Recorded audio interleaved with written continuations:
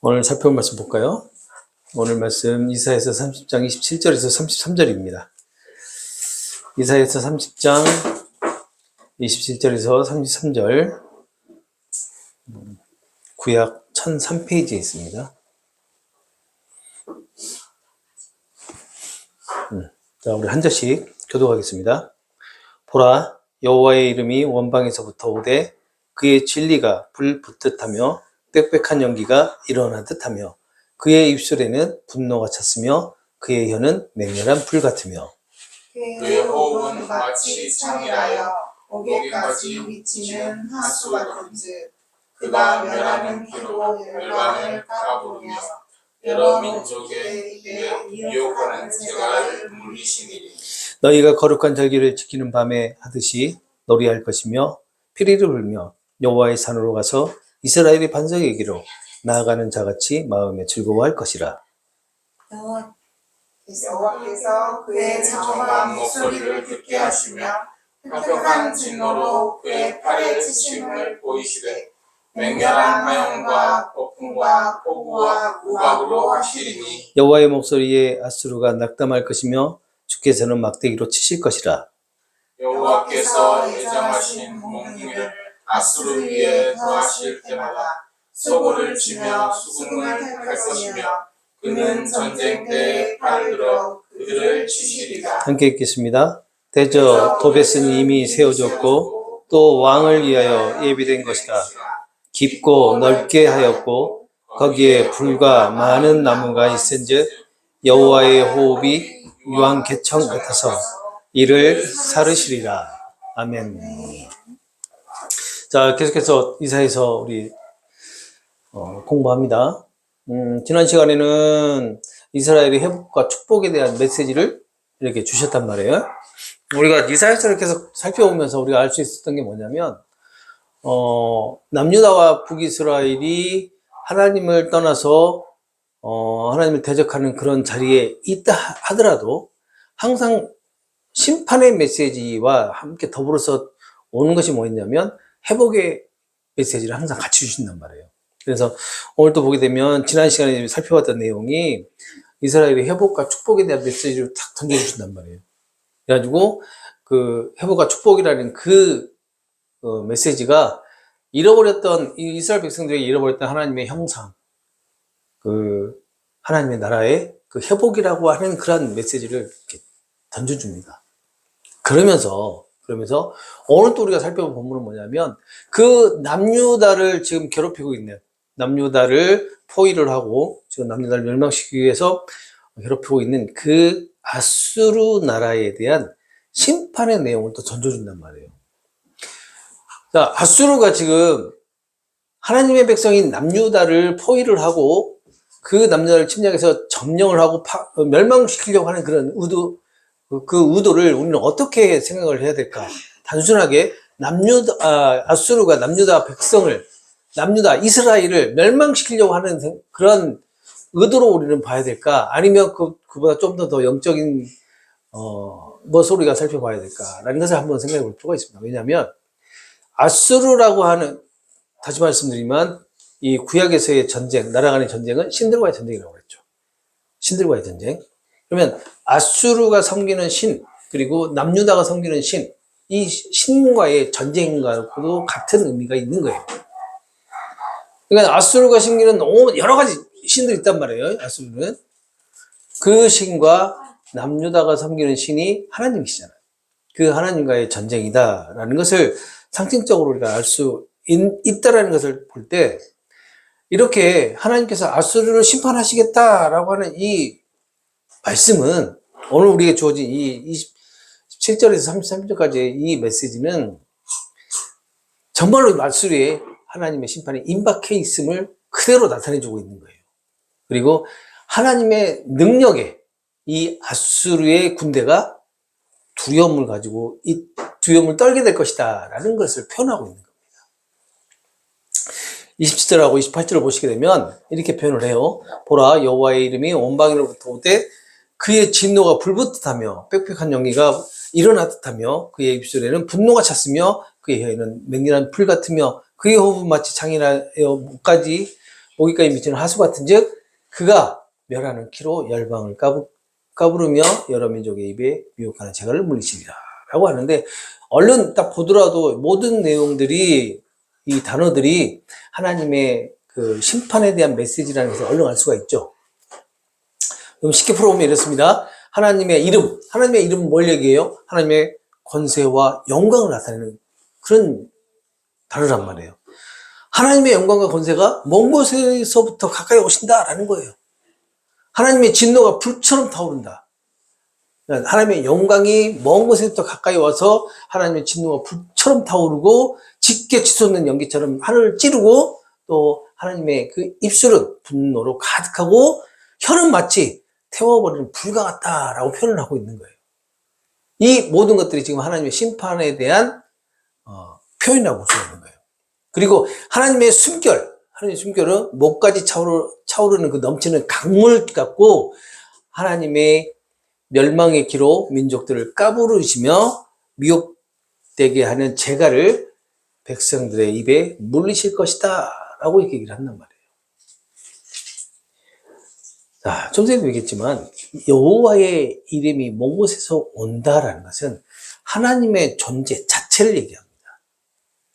하나님의 인격과 권세와 권능, 그리고 이어지는 그 단어들로 보게 되면 하나님의 심판이 실제로 일어날 것이다 라는 것을 지금 제시를 해주는 거죠. 그 단어들이 그거잖아요. 불타는 분노, 삼키는 불, 넘치는 강물, 이런 것들 얘기한단 말이에요. 하나님의 심판이 정말로 강렬함을 상징하고 있는 거예요. 근데 이게 실제로 이루어진다 라고 생각을 해보세요. 실제로 이루어진다. 그렇지만 이 하나님의 심판이라고 하는 메시지를 지금 던져주고 있어요. 그렇지만 우리가 또 다시 한번 생각해 볼 게 뭐냐면, 이 심판이 멸망을 시키고 또 파괴를 시키는 그런 개념으로만 우리가 받아들여야 되겠느냐라는 거예요. 아마 이 심판을 통해서 순결한 하나님의 백성들을 남기기 위한 정화 작업이 아닐까라는 그런 생각을 해봤는데, 왜 그러냐면 28절에 보게 되면 뭐라고 나와있죠? 키로 열방을 까부르며 라고 하는 말이 있잖아요. 여러분 잘 아시죠? 키 아시죠? 자, 키로 열방을 까부른다. 이게 어떤 의미예요? 키질을 하면 어떻게 돼요? 알맹이는 안쪽으로 모이고, 껍데기는 어떻게 돼요? 바깥으로 날아가 버리잖아요. 그러죠? 그러면 껍데기를 바깥으로 날아가는 것은 지금 아수를 얘기한단 말이에요. 그리고 키질을 해서 알맹이를 안쪽으로 모으는 것은 뭐예요? 이스라엘 백성들을 얘기한다. 남유다를 얘기한단 말이에요. 그러니까 단순하게 하나님의 심판이 임할 것이다 라고 지금 우리에게 메시지를 던져주지만, 그 메시지 가운데서도 키로 열방을 까부리며라는 이 말을 통해서 남유다 백성들을 다시 회복시켜 줄 것이다라는 그런 메시지가 함께 지금 주어지고 있다라는 겁니다. 그러니까 대적들을 벌하시고, 하나님의 백성들을 구원하시겠다 라는 그런 이미지가 같이 포함되어 있는 것이고, 그것을 통해서 하나님의 공의로움을 지금 나타내고 있는 거예요. 하나님의 공의로움을. 미혹하는 재갈을 물리신다라는 것은 어떤 의미일까? 하나님의 주권적인 통치를 의미하고 있습니다. 이것은 하나님의 주권적인 통치를 의미하는데, 열방의 백성들을, 그러니까 하나님의 백성들에게 이 재갈을 물린다는 얘기 아니에요. 열방의 백성들, 하나님을 대적하는 열방의 백성들을 마치 우리의 짐승의 그 재갈을 물리듯이 이렇게 주둥이에 굴레를 씌워가지고 하나님께서 주권적으로 이끄신다라는 그런 의미로 해석을 하면 됩니다. 그래가지고 잘못된 길로 가게끔 내버려둔다. 여기서 우리가 성경에서 말하는, 지금 우리가 지금 살펴보고 있는 내용에서 말하는 잘못된 길이라는 게 뭐예요? 하나님을 계속해서 대적하는 길이잖아요. 왜 미혹하게 하다라는 이 말이 단순히 혼란스러운 것을 의미하는 것이 아니라 하나님께서 열방의 백성들을 완악함으로 그대로 두신다라는 그런 의미로 해석을 할 수 있는 것인지를 생각을 해보면, 만약에 아수르라고 하는 이 하나님께서 세워서 지금 도구로 사용하고 있잖아요. 남자들을 지금 일깨워주기 위해서. 근데 이들이 만약에 그 하나님의 그 위대하심을 깨닫고 회개하고 하나님의 자녀가 될 수 있는 게 하나님께로 돌아온다 라고 하게 되면 구원을 받게 되잖아요. 그렇죠? 우리가 하나님께서 우리를 선택하셔서 구원을 해주신다라고 말씀을 하죠. 그러면 하나님을 믿지 않는 사람들은 얼마든지 하나님께서 구원해 줄 수도 있지만 그들을 유기한다, 방치해둔다 라고 말을 하잖아요. 바로 그런 의미가 됩니다. 잘못된 길을 택하도록 그냥 내버려 두는 것을 얘기하고 있는 거예요. 이게세요. 그래야지만이 하나님의 도구로, 하나님께서 사용하시는 도구로 그 목적을 성취할 수 있잖아요. 하나님께서 미혹의 구리를 씌우시는 것은 정말 무서운 심판을 얘기하는 거예요. 유기, 모르는 척 하시는 거예요. 모르는 척. 이들이 지금 죄악 가운데 있음에도 불구하고 하나님께서 이들을 얼마든지 구원할 수 있지만 구원하지 않고 그냥 모르는 척 하시는 겁니다. 왜요? 심판하시기 위해서. 심판하시기 위해서. 회개하고 하나님께로 돌아오는 것을 허락하지 않는 것이라고 할 수 있어요. 영원한 심판을 의미하는 겁니다. 영원한 심판. 하나님께서 이렇게 굴리를 씌워서 잘못된 길로 갈 수 있도록 내버려 두는 것은 하나님께서 영원한 심판을 하시겠다라는 것을 의미하는 거예요. 자, 그러면서 29절을 보게 되면 또 하나의 소망의 메시지를 전달해 주죠. 구원과 회복이라고 하는 메시지를 전달해 줍니다. 너희가 거룩한 절기를 지키는 밤에 하듯이 노래할 것이다. 피리를 불며 여호와의 산으로 가서 이스라엘의 반석에게로 나아가는 자같이 마음에 즐거워할 것이다 라고 하는데, 이 27절과 28절에 이 8절은 아수르에 대한 심판의 메시지가 주어지고 또 29절은 이스라엘 백성들에 대한 구원의 메시지로 이렇게 주어지는데, 이 29절을 직역을 한번 해볼게요. 직역을 해보면 어떻게 해석할 수 있냐면 너희에게는 노래가 있을 것이다 라는 거예요. 마치 거룩한 절기를 지키며 기쁨으로 노래하는 밤처럼 너희의 마음에 기쁨이 있을 것이다. 마치 피리를 불며 여호와의 산으로 이스라엘의 반석에게로 나아가는 것처럼 너희에게 노래가 있을 것이다 라는 거예요.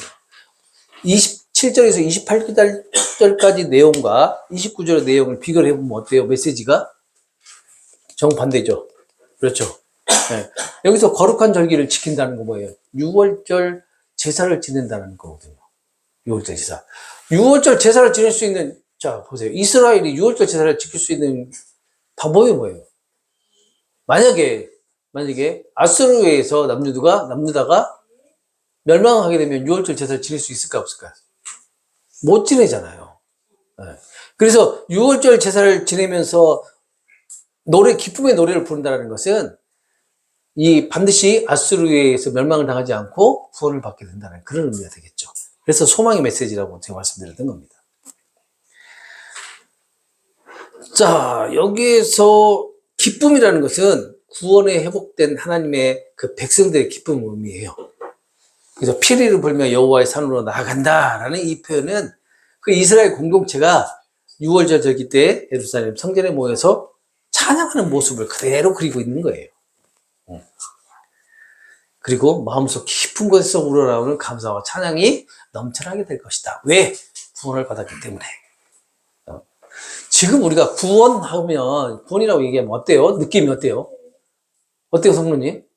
구원이라고 말 들으면 막 그냥 감개무량하고 막 벅차고 막 그런가요? 네, 그렇습니다.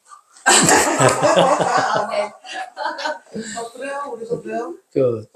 새신자 때 처음으로 하나님의 그 예수님하고의 첫사랑을 나눌 때는 그런 감동이 정말 쓰나미같이 막 올려오죠. 그런 데 있잖아요. 이게 몇 년이 지나고 10년이 지나고 20년이 지나고 그러면 어때요? 그런 감정들이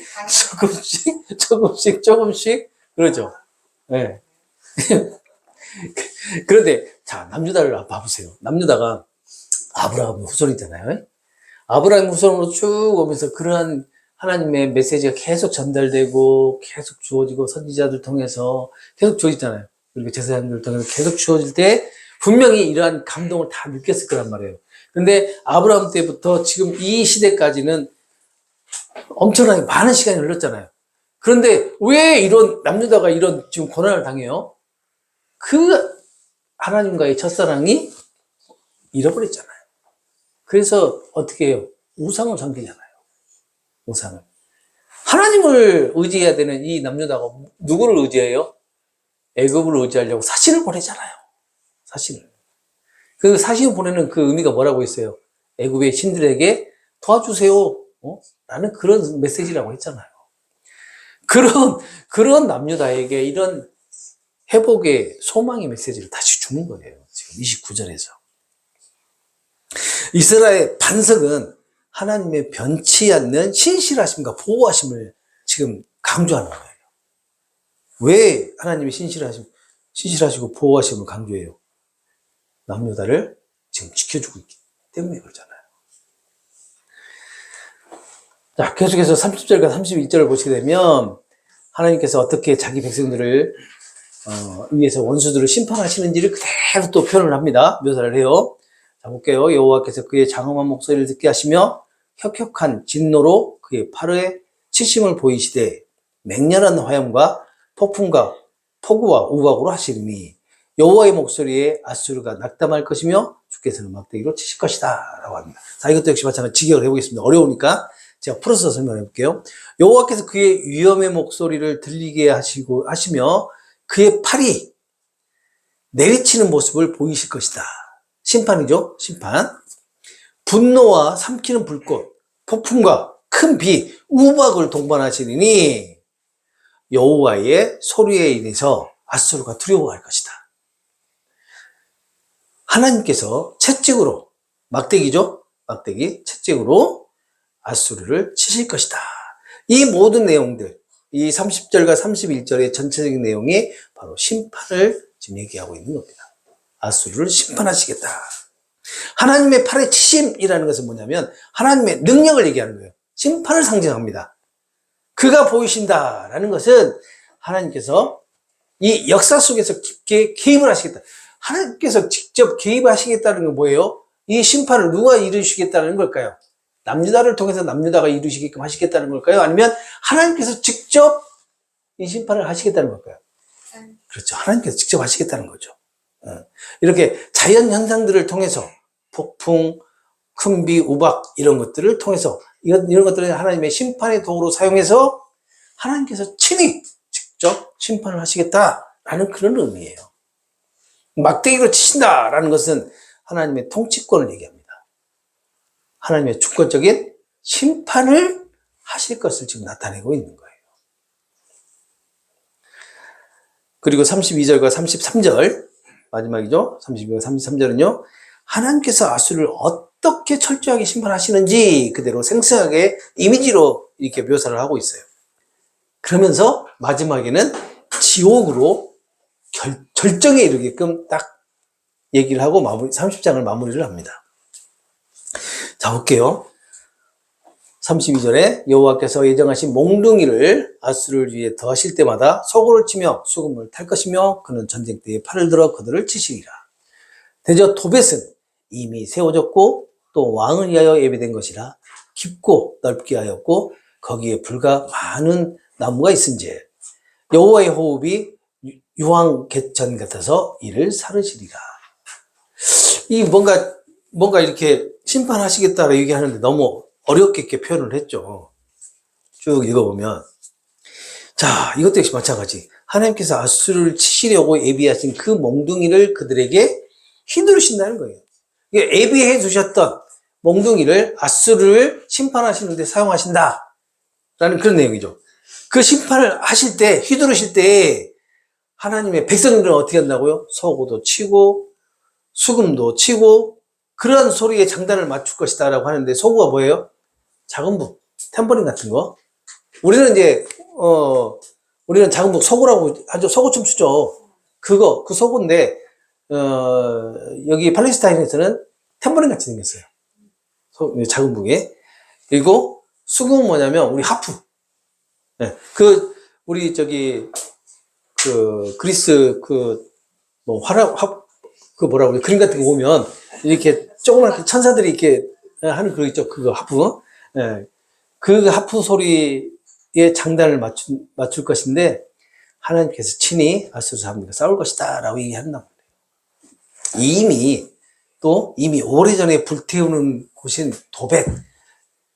그 도벳은 아수르 왕을 심판하려고 만들어진 것이고 넓고 깊고 그리고 장작과 불도 넉넉하다라고 한단 말이에요. 여호와께서 숨을 내쉬면서 화산에서 불이 나오듯이 그것을 태워버릴 것이다 라고 지금 표현을 하고 있는데 32절은 아수르 심판이 우연이 아니라 하나님의 계획하심과 또 하나님께서 친히 이루실 일이라는 것을 다시 한번 표현을 합니다. 여기서 이제 소고를 치며 수금을 탄다는 게 뭐냐면 그 소리에 맞춰서 그 악기 소리에 맞춰서 조율하듯이 하나님께서 그 일을 하신다라는 거예요. 그러니까 계획적인 것이죠. 앞으로 계획적으로 심판이 임하게 될 것이다 라는 것을 의미하고 있는 겁니다. 정확하게 그 하나님께서 하실 일은 이루신다. 그리고 도벳이라고 하는 곳이 있는데 이게 어디냐면 이게 구약에 여러 군데 나와요. 왜 나오냐면 그 이방 종교에 있던 그 몰렉이라고 하는 종교가 있어요. 이 몰렉은 무엇을 제물로 바친다고 말씀드렸죠? 예전에 다 말씀드렸던 거예요. 아주 잔인해요. 제물을 바친단 말이에요. 이방 신이에요. 신인데 제물을 바쳐요. 제물을 바치는데 좀 잔인해요. 일반적으로 제물을 바치면 뭘 바쳐요? 가축, 동물, 그러죠? 서로 바치고, 그러죠? 근데 잔인하다고 하면 뭘 바치는 걸까? 그렇지, 사람. 근데 사람인데 어떤 사람? 산재. 그렇지, 산재물인데 어떤 산재물? 그렇지. 아유, 나랑 오래 살긴 했네. 맞아요. 이 몰렉이라고 하는 종교가 뭐냐면, 그 자식들을 산재물로 살러서 이렇게 제물로 바친단 말이에요. 바로 그러한 제단이 있었던 곳이 어디냐면, 도벳이에요. 이 도벳이 그러한 제단이 있었어요. 그래가지고, 이 도벳을 선지자들은 뭐라고 표현을 했냐면, 지옥으로 표현을 했어요, 지옥. 네. 이것은 지옥과 같다라는 그런 표현이겠죠. 그 지옥과 같은 그 도벳을 왕을 위해서 준비되었다라고 합니다. 왕이 그럼 누구에 있어요? 여기 왕이 누굴까요? 도벳이 왕을 위해 준비되었다. 그런데 남유다의 왕일까요? 아니면 아수르의 왕일까요? 아수르의 왕이겠죠. 교만하고 하나님을 대적하는 자의 모든 멸망을 지금 얘기하고 있는 것을 볼 수가 있죠. 32절과 33절은 하나님의 심판은 이게 하나님께서 즉흥적으로 심판하시는 것이 아니라 이미 계획 가운데 아수르를 도구로 삼으셔서 남유다를 징벌하시고 또 하나님께서 남유다를 회복시켜 주시면서 어떻게 해요? 그 대적이었던 아수르를 멸망시키시는 그런 계획을 이미 세워 계셨고 또 이러한 모든 과정들을 하나님께서 직접 시행하시고 또 불심판으로 이라고 하는 무서운 방법으로 이 악을 완전하게 제거하신다라는 것을 지금 나타내고 있다는 것을 볼 수가 있어요. 이 도벳은 지속적이고 영원한 심판의 장소를 의미합니다.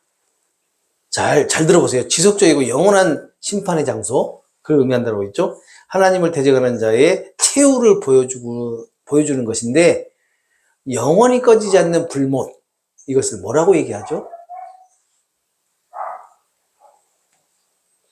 영원히 꺼지지 않는 불못, 구원받지 못하는 자들이 가는 곳. 지옥.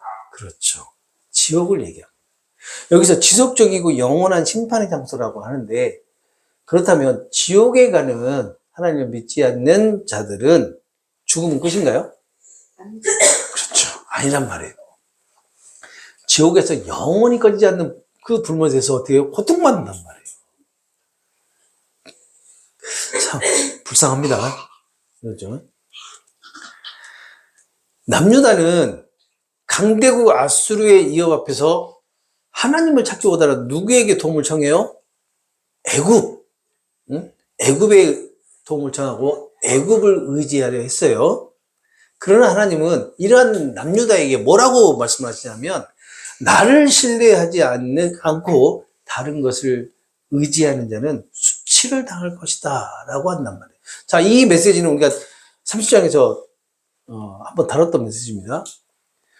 자, 우리를 한번 모습을 볼까요? 우리가 과연 하나님의 백성이라고 부르심을 받았다라고 하고 해가지고 지금 이렇게 나는 그리스도인입니다 라고 하면서 이렇게 예배도 드리면서 이렇게 함께 신앙 공동체에서 함께 믿음 생활을 한단 말이에요. 그런데 여러분들이 진정 모든 삶 가운데 모든 삶 가운데 오직 하나님만을 의지하면서 사세요? 예. 우리가 그렇지 못하잖아요. 우리의 삶에 전반적으로 깔려있는 게 하나님을 부정하는 삶이에요. 왜요? 일만하게 확인, 돈을 우리가 의지하면서 사는 게 가장 첫 번째. 근데 돈을 의지하지 않고는 살아갈 수 없잖아요. 이 세상에. 그렇죠? 그런 것들을 봤을 때 과연 우리가 하나님께서 우리에게 나를 신뢰하지 않으면 수치를 당할 것이다 라고 말씀하시는데 사실 우리가 우리 삶 속에서 그대로 그래서 좀 경험하지 않나요? 하나님을 의지하지 않고 사는 삶, 그리스도의 세상 사람들은 그걸 모릅니다. 구별 못합니다. 세상 사람들은 그것을 구별 못하지만 우리 그리스도인들이 하나님을 의지하지 않았을 때 수치를 받는 것이 무엇일까? 라는 것을 곰곰이 생각해 보면 분별이 돼요. 알 수 있어요. 돈도 하나님 주시죠. 돈도 하나님을 주시지만 우리가 살아갈 수 있는 하나의 도구로 우리에게 주시는 것이지 그것을 전적으로 의지해서 살아가라고 주시는 건 아니에요. 우리가 하나님께서 이 모든 것을 주십니다 라고 고백을 하지만 사실은 그 고백 가운데에서 뭐가 숨겨져 있어요? 정말 돈 아니면 안 됩니다 라는 그런 의미가 포함되어 있잖아요. 우리 입술은 그렇게 고백하지만 실질적으로 우리의 마음은 이미 그 물질이 빼앗겨 있는 것과 같은 거라는 의미예요. 세상 사람들은 이것을 수치라고 생각하지 않습니다. 그렇지만 우리는 그리스도인은 수치라고 생각을 하고 여기게 되죠. 왜냐하면 성령께서 우리를 그런 마음을 갖도록 인도하시기 때문에 그래요. 그래서 우리가 내가 하나님을 더 의지해야 되는데 이 세상의 물질을 좀 더 의지했구나 라고 하는 그런 고백이 나오게 되는 거죠. 근데 세상 사람들한테 그런 고백하라고 하면 그게 말이 맞을까요? 안 맞을까요? 세상 사람들은 그게 당연한 거예요. 왜냐하면 세상 사람들은 자기 자신의 삶을 자기 자신이 책임져야 되잖아요. 우리는 우리의 삶을, 그리스도인들은 그리스도인의 삶을 누가 책임져요? 하나님께서 책임지지만, 그리고 그를 믿고 우리가 살아가지만, 우리의 삶을 살아가지만, 세상 사람들은 자기 스스로 자기의 삶을 책임져야 되잖아요. 그러니까 그렇게 얘기하는 게 맞는데, 최소한 우리는 그래도, 우리가 잠시 이 세상을 바라보며 이 세상의 지식을 구하며 살았습니다. 라고 우리가 고백을 하면서, 그래도 하나님께서 나를 붙들고 계시기에 이렇게 회개도 할 수 있네요. 라고 고백을 하잖아요. 바로 이것이 우리가 수치를 당하는 것과 같은 거예요. 아는 거, 내 자신이 수치스럽다는 것을 깨닫는 거. 이것을 의미하는 거예요.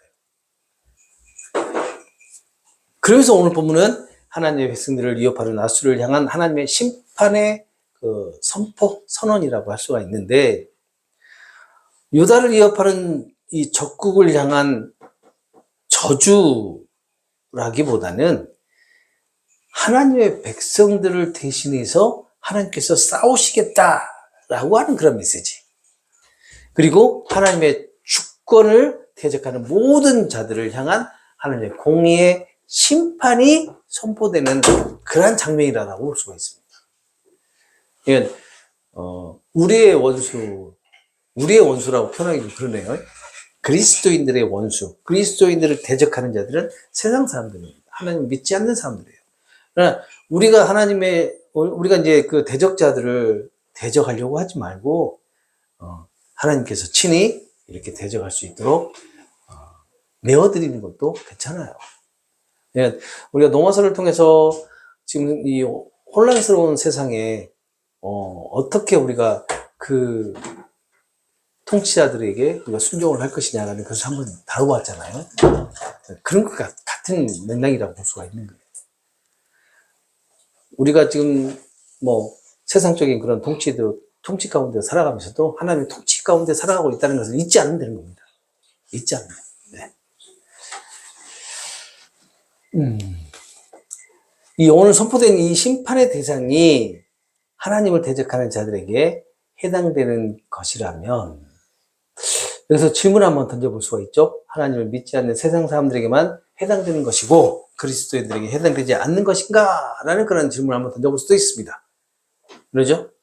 그런데 곰곰이 생각해 보면, 좀 더 깊게 생각을 해보면, 그 누구보다 자신의 힘을 의지하고 자신의 능력을 의지하고 또 세상의 권력과 힘에 굴복하면서 타협하는 자들이 누구인가라는 것을 알 수가 있죠. 자, 하나님보다 세상의 지혜를 더 따르고 그 세상의 지혜를 의지하려고 하는 자가 누구인가 라는 것을 깊게 생각해 보면 그 답을 알 수 있죠. 세상 사람들보다 더 교만하고 오만한 자들이 누구인가 라는 것을 한번 곰곰이 생각해 보시면 과연 이러한 질문에 그리스도인들이 자유할 수 있을까? 라는 생각이 듭니다. 그런데 자유할 수 있을 것 같아요. 왜냐하면 고백을 통해서. 그러니까 고백이 안 되어지면 정말 힘들겠죠.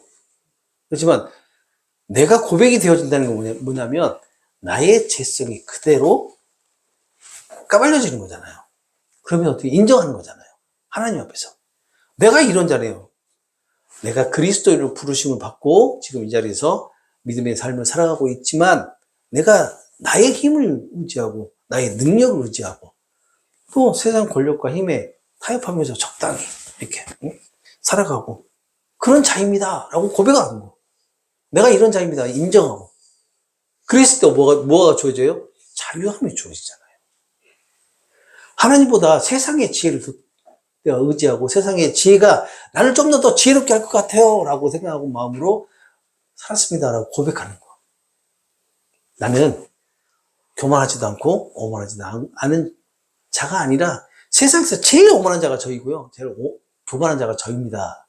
라고 고백을 했을 때 비로소 우리가 이러한 것들에 조금 전에 말한 것들에 대해서 자유함을 누릴 수 있고 내려놓을 수 있는 거예요. 이런 고백이 아니면 우리가 접근할 수가 없죠.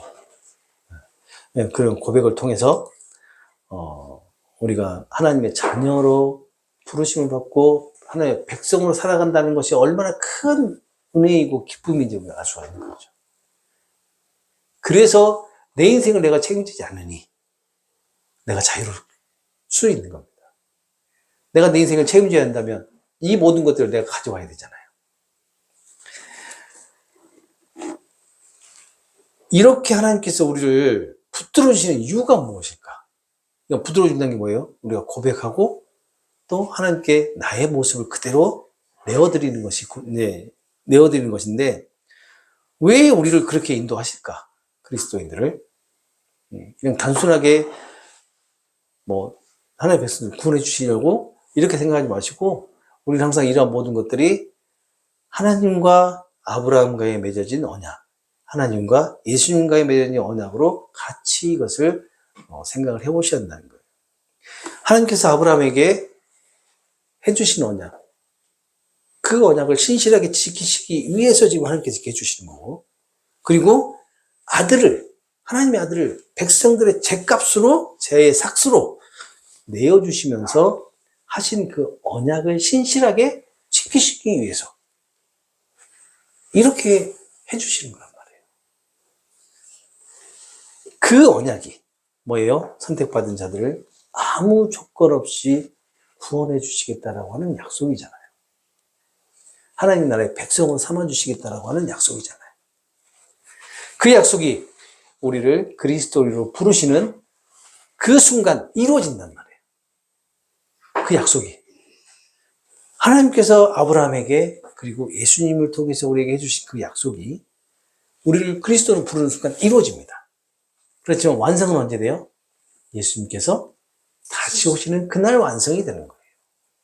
그날 새하늘과 새 땅 그곳에서 우리가 하나님을 예배하는 자의 삶을 살아가게 된다라고 얘기를 하잖아요. 이 오늘 앗수르의 심판이라고 하는 메시지를 통해서 우리가 좀 더 깊게 생각해 보면 앗수르의 심판도 심판이지만 거기에 있는 남유다의 회복, 구원도 함께 메시지를 주어지고 있다. 그렇다면 하나님께서 오늘을 살아가고 있는 우리에게 이 오늘 본문을 통해서 어떤 말씀을 하고 계시느냐? 이 제약된 세상에서 우리를 구원해 주시고 우리를 반드시 키질을 해서 우리를 알곡으로 걸러내시고 그리고 쭉정이들은 날려버리시겠다라는 그런 의미를 주고 계신다. 우리 참 이 세상 살아가기 힘들잖아요. 살아가기 힘들고 너무나 이 믿음 생활을 하기에 적합한 환경은 아니에요. 이 세상이. 네. 언제는 적합했간데요. 아브라함 때도 적합하지 않았어요, 사실은. 그런 척박한 상황에서 믿음 생활을 하게끔 인도합니다. 그러잖아요. 그렇지만 우리가 이렇게 하나님을 믿는 믿음으로 살아갈 수 있는 것은 또 예수님께서 우리를 위해서 십자가에서 이루신 그 일 때문에 그러지 않을까. 하나님께서 예수님께서 다 이루셨다고 선포하셨을 때 이미 우리는 하나님의 백성으로 완성이 된 거예요. 그래서 우리에게 주어지는 삶이 고통스럽고 힘들더라도 그 언약을 믿는 믿음으로 살아갈 수 있도록 우리를 붙들어 주시니까 너무 힘들게 살지 마시고 우리 성도님도 여러 가지 일 때문에 좀 참 고민이 많으실 텐데 그 안에서도 하나님의 그 인도하심에 그냥 순종하세요. 그냥 하나님께서 인도하신 대로 기쁨을 그냥 가세요. 네, 하나님께서 그렇게 인도하실 겁니다. 가장 성도님에게 가장 적합한 길로. 하나님께서 힘들지 않고 그리고 아주 편안하게 갈 수 있는 길로 인도하실 거라는 거죠. 우리의 삶이 다 그렇습니다. 우리 삶이. 그럴 때 절대 사람 힘들어도 적합하겠지. 그러겠죠. 이제 그걸 감당할 수 있을 만하니까 그 힘듦을 주겠죠. 그러니까 그렇게 인도하실 때 절대 방기되지 마세요. 고난을 통해 하나님의 인도하심을 알게 된다고. 20절. 20절에. 네. 그래요, 맞아요. 자, 오늘 여기까지 하겠습니다. 네. 기도할까요?